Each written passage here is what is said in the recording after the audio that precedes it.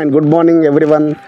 పరిశుద్ధులైన నా ఆత్మీయులైన అన్నయ్యలకు, అక్కలకు, తమ్ముళ్లకు, చెల్లెమ్మలకు, యవనస్తులైన బిడ్డలకు అందరికీ ఉదయకాల శుభవందనములు. ఉదయకాలం సంతోషముతో, ప్రార్థనతో, ఆయన వాక్యముతో ఆరంభిస్తే మనకు దినమంతా దీవెనకరంగా, సంతోషకరంగా ఉంటుంది కదా పరిశుద్ధులారా.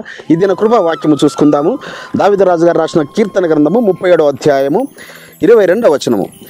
యెహోవా ఆశీర్వాదము నొందిన వారు భూమిని స్వతంత్రించుకొందురు. ఎవరు భూమిని స్వతంత్రించుకుంటారట పరిశుద్ధులారా? భూమి ఆకాశం కలుగజేసిన సృష్టికర్త అయిన అబ్రహాం, ఇస్సాకు, యాకోబుల ఎలోహిమైన యెహోవా ఆశీర్వాదం నొందిన వారు మరి భూమి యొక్క దేశం యొక్క ఉన్నతంలో ఎక్కుతారు, వారు ఆశీర్వదించబడతారు. కాబట్టి ఏ విధంగా ఆశీర్వదించబడతాము మనము? ఈ లోకంలో మన చాలామంది యవనస్తులు కానీ, యవనస్తురాలు కానీ కొందరు సెలబ్రిటీలను ఫాలో అవ్వడం చూస్తారు. రకరకాల సెలబ్రిటీలు ఉంటారు ఈ లోకంలో. వారిలాగా నడవడము, వారిలాగా కూర్చోవడము, వారిలాగా హెయిర్ స్టైలు, వారిలాగా వస్త్రధారణ, ఇవన్నీ చూస్తుంటుంటారు. కానీ వారి యొక్క వ్యక్తిగత జీవితాలకు వెళ్ళినప్పుడు దుర్గంధపూరితమైన జీవితాలుగా కనబడుతుంటాయి. నాకు తెలిసిన ఒక ఉన్నతాధికారి, మరి ఆయన కలెక్టరేట్ చేసేవాడు, మరి వరకట్నం గురించి చాలా గొప్ప గొప్ప స్పీచ్లు ఇచ్చాడు. కానీ తీరా ఆయన కొడుకు పెళ్ళి వచ్చేసరికల్లా చాలా కొన్ని కోట్ల కట్నం తీసుకున్నాడు. పెద్ద గొప్ప పందిర్లు వేసి పెళ్ళిళ్ళు చేశాడు. ప్రయోజనం ఏంటి పరిశుద్ధులారా? ఆయన చెప్పిన విధంగా లేనప్పుడు ప్రయోజనం ఏంటి? కానీ మనం ఎవరిని ఫాలో అవ్వాలి, మనం ఎవరిని అనుసరించాలి? శ్రేష్టమైన గ్రంథములు ఉన్న భక్తులను.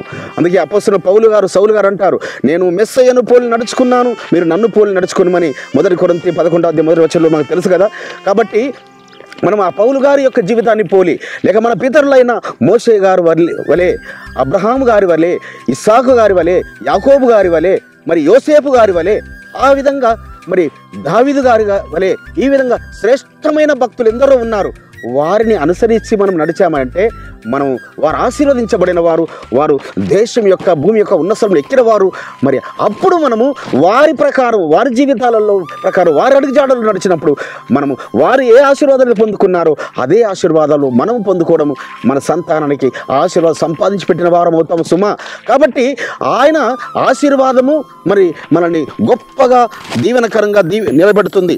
ఆయన ఆశీర్వాదం నొందిన వారే మరి భూమి యొక్క, దేశం యొక్క ఉన్నతంలో ఎక్కుతారు పరిశుద్ధులారా. సో కాబట్టి ఆ విధమైన కృప మరి మనందరికీ, మీకును మీ పిల్లలకును ఆయన దయచేయునుగాక. ప్రార్థించుకుందాం.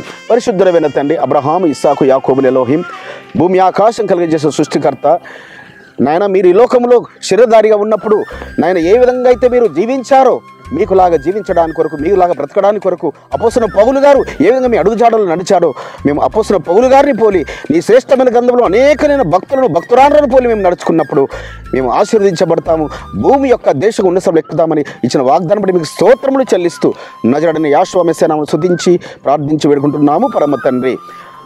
మన పరలోకపు తండ్రియు, మన రక్షకుడును, విమోచకుడును, నజరేయుడైన యేషువా మెస్సీయ వారి దివ్య సముఖము నుంచి మీకును, మీ కుటుంబములకును, మీ వంశములకును శాంతి, సమాధానం, కృపయు మెండుగా కలుగునుగాక.